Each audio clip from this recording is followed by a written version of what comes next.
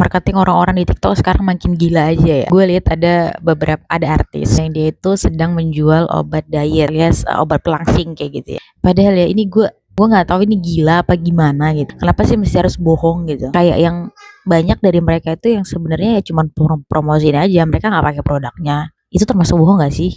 Ya bohong kan ya. Jadi kayak itu ada dua orang artis yang mempromosikan. Padahal kalau misalnya kalian itu melek gitu ya, kalian mengikuti cerita artis itu, dan meskipun nggak harus mengikuti keseluruhan artis itu, katakanlah dia artis ini namanya si A gitu ya, dia juga mati-matian untuk menurunkan berat badannya.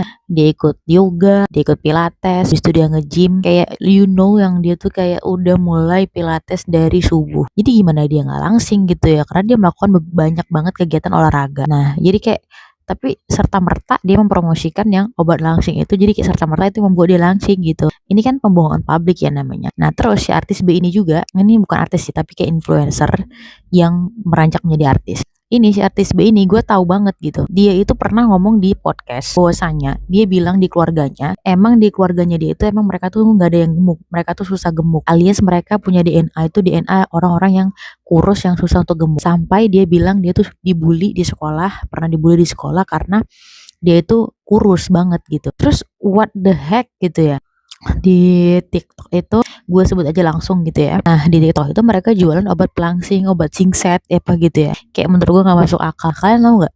Banyak banget sekarang itu orang-orang yang live yang promosiin jualan itu. Iya bisa dibilang mereka sambil mereka tuh kurang jujur gitu dalam berjualan gitu ya. Dan sebenarnya yang lebih bodoh lagi adalah orang yang membeli gitu, orang yang tidak jeli dalam hal ini kayak gitu. Kalian tau gak sih bahwasanya kadang-kadang tuh kayak mereka cuma bilang kayak ya habis, padahal tuh nggak beneran habis gitu. Sampai kayak yang lu tahu nggak, mereka tuh beli penonton sampai beribu-ribu tuh banyak banget ya, karena mereka biar kelihatan rame aja jualannya, padahal sebenarnya nggak serame itu, dan yang beli juga nggak sebanyak itu. Dan yang paling sadisnya lagi adalah ya itu nggak habis, mereka aja yang buat itu ya, mereka yang atur karena mereka yang buat store-nya gitu loh. Jadi kalian tuh pembeli, apalagi menurut aku ya, yang menjadi korban itu adalah kelas menengah ke bawah, orang-orang yang gak jeli. Ingat sekali lagi aku bilang ke kalian bahwasanya tuh gak ada yang namanya itu obat pelangsing.